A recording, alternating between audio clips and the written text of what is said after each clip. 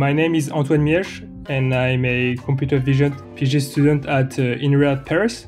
So I invited you on to talk about the paper you're an author on, How to 100 Million, Learning a Text Video Embedding by Watching 100 Million Narrated Video Clips. The title is quite self-explanatory, but do you mind giving us the slightly more extended abstract version of what your research was all about? The goal of this work was to see whether or not it's possible to learn a text video embedding using narration instead of manually annotated video and description. As a proof of concept, we scrapped YouTube videos, especially instructional videos, also downloaded the subtitles that come with them to see whether or not it's possible to learn an embedding from the video and the text part using these narrations. And so the idea of using instructional video is that when you look at instruction videos, when people talk, they are mainly talking about what they are doing in the video, right? Mm-hmm. There is a correlation between what they are saying and what you see on the video, which is great because it's a way you can actually leverage natural language as a way of supervision for the video part. That's briefly like an abstract of what we did on the paper. The idea of the work was not about proposing new model, new neural network, but it's just a proof of concept that shows that, hey, it's possible from narration to learn an embedding. So this is quite agnostic from the model you use. We should not really focus on the model part, but more on the data part, because this paper is mostly data-driven than model-driven. What's better, a large corpus that is unannotated or a small one that is highly well annotated? And I guess you guys did some tests on that. Could you share your results? In the paper, we show that, for instance, for cooking videos, so cooking videos are quite similar to instructional videos because most of the instructional videos are cooking videos. We show that when you train your model on How to 100M, you perform better than if you train on a small but manually annotated and cleanly annotated dataset. We evaluated our approach on YouCook2, and on YouCook2, you have a bit less than 10,000 videos that are cleanly annotated. So 10,000 is not that much compared to the millions of videos we have on How to 100M. In that case, we show that even though our data is not very clean, is very noisy, the fact that we have them in a large amount allows to outperform the model that is trained on this small data set. Okay, that is clean, but that is very small and that doesn't allow you to learn something very interesting. Then we tried also on just random YouTube videos, and we showed that if you start to have videos that begin to be very different from instructional videos, this strategy doesn't really work, and you need actually to do fine-tuning. So you just first pre-train your model on this large corpus of non-annotated data, and then fine-tune on the small dataset that you cleanly annotated. And that's provide the best performance as opposed to if you just train on this small dataset that is cleanly annotated. So the data is the key, and it gave us a nice embedding. What can we use that embedding to achieve? In the paper, we use this embedding that we train on narration to then fine-tune on cleanly annotated data. The main usage that you can have from this data is actually from fine-tuning. Do you have any examples or use cases of places where you've done that fine-tuning, or is that all still to come? We tried two different approaches. We have a model that is trained on these narrated instructional videos, and then we take this off-the-shelf trained model and directly test it to some dataset, some video description dataset. So we tried on, for instance, the YouCook2 dataset, which is a cooking video dataset. Mm-hmm. And it's working here pretty fine because the vast majority of instructional videos are actually cooking videos. In that case, you don't really need to fine-tune because there is a lot of cooking videos in instructional videos. So it's already working quite well off the shelf. So you don't need to do fine-tuning. But in the case where you just randomly take YouTube videos that might not be necessarily cooking videos or instructional videos, these videos might differ a lot from the instructional videos.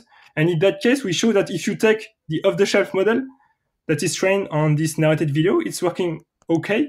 But then when you try to fine-tune the pre-trained model on the random YouTube video, you perform much better than if you just train on some partly annotated YouTube videos. So we, for instance, evaluated on the MSR VTT dataset, which is a dataset of YouTube videos where you have both YouTube video and annotation that were provided by human workers. And we show that in that case, we can perform better if we pre-train on our dataset than if we train it from scratch, actually. So you had mentioned the cooking data set, but also that you'd scraped a lot of YouTube videos. Could you comment on that procedure and whether or not there are common video data sets, kind of like how MNIST is very common in the image recognition world? So in video, dataset is very crucial. You need a lot of data to learn models. My point of view is that as opposed to images, in video, we are lacking a lot of cleanly annotated data and large-scale dataset because it's much more cumbersome to annotate video because it takes much more time than annotating images. It's much more expensive, so people they are afraid of annotating video dataset. And so if you look at the literature, at the prior work, what we can consider as the ImageNet of videos is called the Kinetics dataset. So it's a dataset from DeepMind. It was published, I think, in 2017. So it's actually YouTube videos, actually. It consists of, I guess, 400,000 videos, which is much less than ImageNet, actually. And it has 600 classes. And so all the videos are annotated with some human-centered actions. So this is what we consider in the video community as the ImageNet dataset, because we like to benchmark on it, like to pre-train deep CNN on this dataset. The problem, if you look at this data, is that it's only for video classification. If you consider video description, having a description instead of a label, you have even less data because it's even more difficult to annotate video with text as an annotation. And so if you look at the prior work, there is not much data set, and the largest one is only consists of 100,000 videos.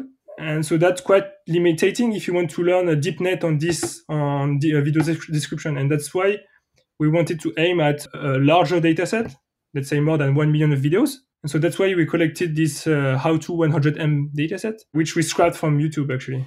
Could you tell me a little bit more about the procedure to assemble the How-To 100 million dataset? We started from the WikiHow website. So the WikiHow website is a large database of tutorials of how to do things. We managed to scrap all the tasks from this website. So I guess it was more than 100,000 tasks. Then we filter out the one which were non-visual, because you have a lot of tasks which are, for instance, how to build a business. This is not visual. You won't learn something interesting. Like for a video model, there won't be interesting supervision for that. We only kept visual tasks such as how to cook pancakes, how to change your car tire, how to pot a plant, for instance. These are visual tasks that requires video understanding, right? Mm-hmm. At the end, we kept 20,000 tasks. For all of them, we query the task on YouTube. So if you have the task cook pancake, we search for how to cook pancakes on YouTube. So there is a YouTube API that's called YouTube DL that allows you to download to scrap YouTube video based on an input query. And so from that, we downloaded, for each query, hundreds of videos, which have automatically generated subtitles. And so this is free. So you have the API that enables you to download both the video and the subtitle for free. So that's how we scrapped the dataset. At the end, it didn't involve any human annotation because the subtitles, they were actually generated by some audio speech recognition models. There is no human involved in the generation of the subtitles. How do you then structure that raw data into something that you can learn from? So for each video, you have the subtitles. So the structure of the subtitles is very similar to the subtitles you have if you download movies on the internet. You also can download the subtitles. And so the structure is the same. So you have timestamp. So for each subtitle, you have the start and the end timestamp of the spoken words. And so for each of them, you can actually select the associated video. So you can split the video based on the timestamp of the subtitles. And so this provides you some video and text pairs that you can use for training. Thanks to this week's sponsor, Brilliant.org. Head over to Brilliant.org/dataskeptics. There you'll find a convenient link to sign up for free. How can you go wrong? And I promise you Brilliant will be well worth your time.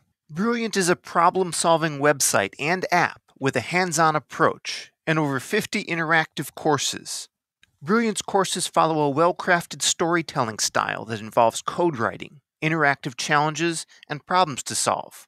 Brilliant has these excellent daily challenges that'll take you usually, few minutes to 10-15 maybe.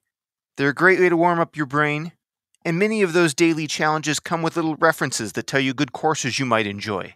3 quick ones to recommend are number theory, scientific thinking, and toss up between calculus done right and computer science essentials. Brilliant is a fantastically engaging way to learn and keep yourself sharp. You really owe it to yourself to check out their courses, so head on over to brilliant.org/dataskeptics to let them know we sent you.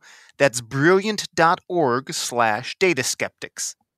One potential challenge I could see you bumping into there is I watch a lot of explainer videos when I'm trying to learn things, and sometimes a person will give an instruction and give the action asynchronously. So, for example, now I'm going to flip the pancake, and then they flip the pancake. So depending on how you partition it, those two events might not line up perfectly. Is this a problem you had to face at all? The main drawback of this dataset is that it's not as clean as a manually annotated dataset. So, okay, you might have some example where you have someone is saying what he's doing, but he will do it like later or he's doing before.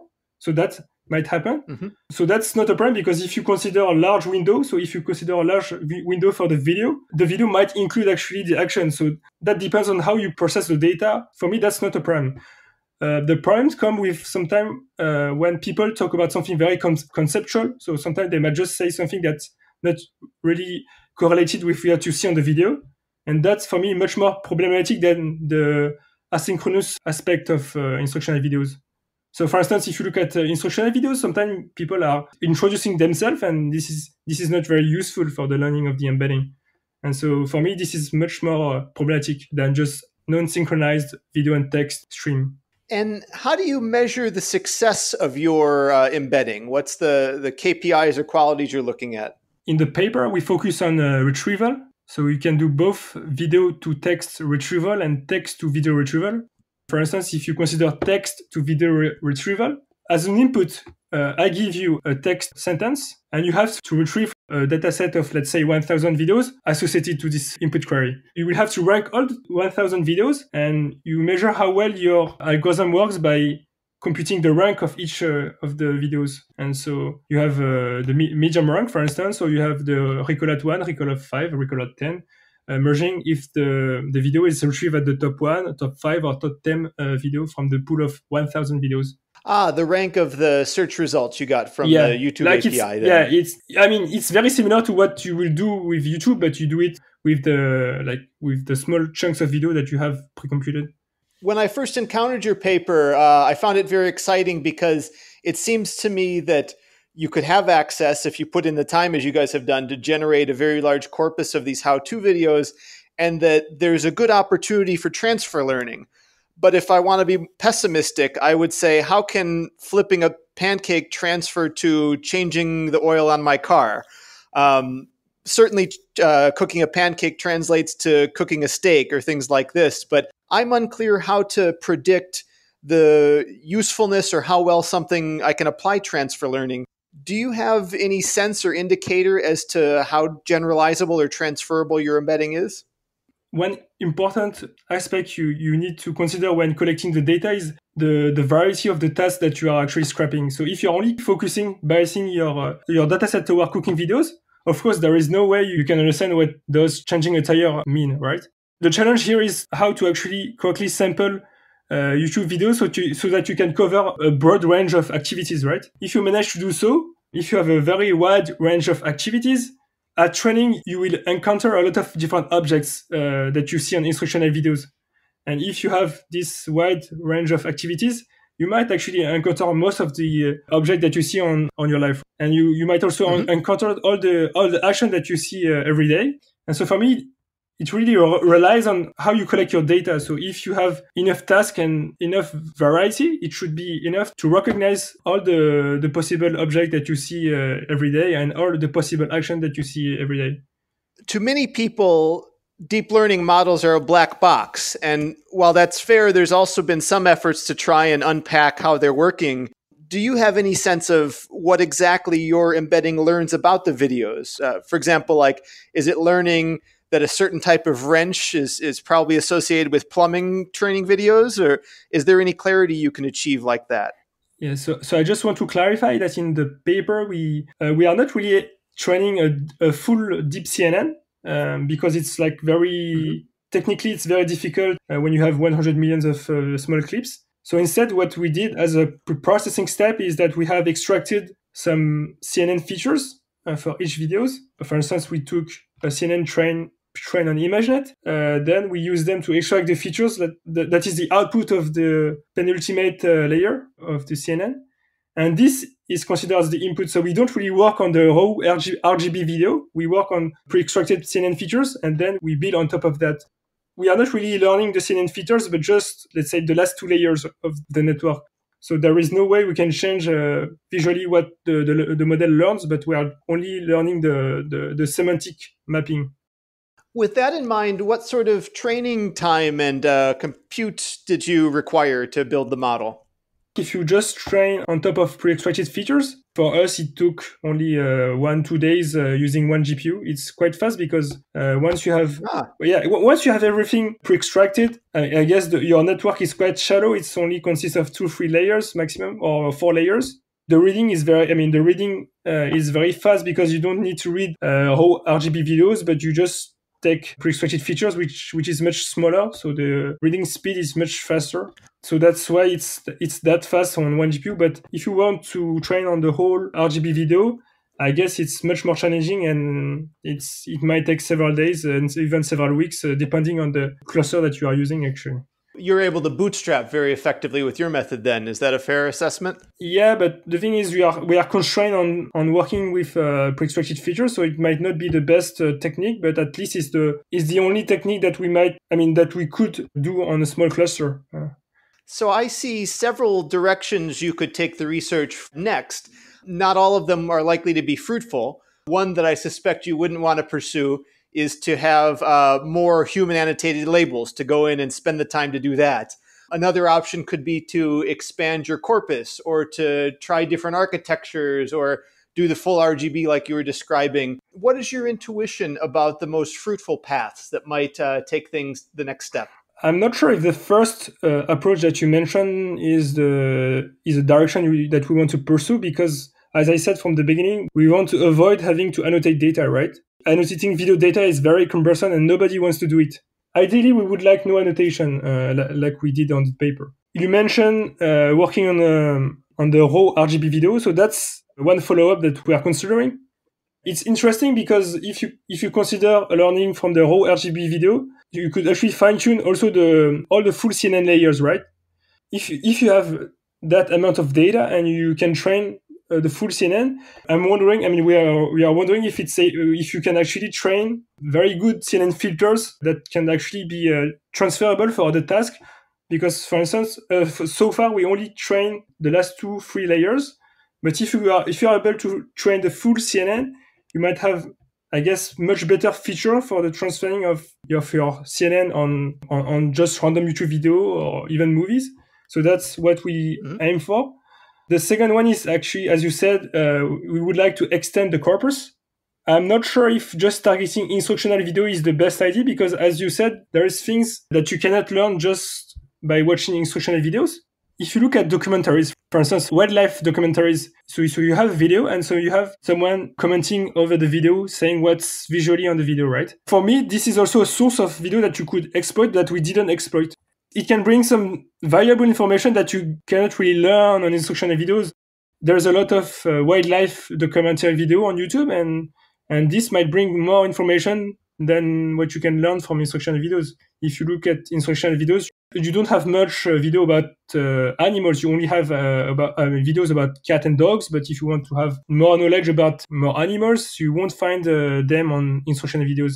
But you could find them on these documentaries. My guess is that if you are able to identify the good video to download, that might actually help learning your embedding. How can people reproduce, extend, or just learn from your results? The code, the models, and everything is publicly online on my GitHub. So theoretically, you could actually reproduce the results. But as I said, it's not that easy, because first you will need to download millions of YouTube videos, which is, I guess it was more than 30 terabytes of video. So if you have I guess if you are working on your small desktop computer, it won't be doable. Then you will need to extract deep CNN features from all of those videos. And so this is even more time consuming, because in our case, we use 20 GPUs for like 2-3 weeks to just extract all the features. So if you have only one desktop computer with one GPU, I guess it will be very difficult to reproduce the result. But if you have, let's say, 20 GPUs and you have 1 month to reproduce the result, yeah, I mean, that's doable if you have this, I mean, a decent cluster. And you don't really need to work in big tech company to reproduce the result, because I'm working on the public academic lab, which doesn't have like a massive cluster, and we could do all the experiments. So if you have like a decent cluster, it should be doable. So I initially found the paper on the archive, but I believe you're going to be in a conference coming up. Can you share some details about that? The paper will be presented at ICCV 19 in Seoul, South Korea. So it will be in the end of October. I will be presenting the poster at the conference. So if you'll be at the conference, feel free to pass by the poster. I will be happy to present the work. Given that you've done everything kind of open source and publicly available, do you have any aspirations for contributions you would love to see from other people on the internet? Maybe contributing more videos in the right way or helping out in some road? What are the opportunities to be a contributor? So I would be very excited to see if people can actually have a model that can handle the noise in the data, because I mentioned that the data is very noisy, right? Because you have some narration might not be actually relevant to what you see on the video, because sometimes people, they can just talk about something very conceptual, and this might not have anything to do with what you see on the video. And if you just don't consider that, you will end up with a lot of non-relevant training pairs, right? Training video and training text samples. Yeah. I would be very excited to see if someone can actually have a model that can actually overcome that issue and that can actually train and differentiate between data that is actually relevant and data that is not relevant. And we have tried several approaches in our case, and it didn't lead to something interesting. It was the same as if you just train on the whole corpus of noisy and not noisy video. I would be very excited to see if someone can actually have a model smarter than what we propose, that can actually just focus on the relevant videos and the relevant text sentences. Cool. Well, Antoine, thanks again so much for taking the time to come on this show and share your work. Yeah, I mean, thank you for inviting me. And lastly, is there anywhere people can follow you online? Sure. So I have a Twitter account, Antoine77340. I'm mainly on Twitter. I also have the GitHub account, which is the same. So it's the same nickname. And you can find all the code on my GitHub. Excellent. Well, I'll have links to both in the show notes so people can check that out.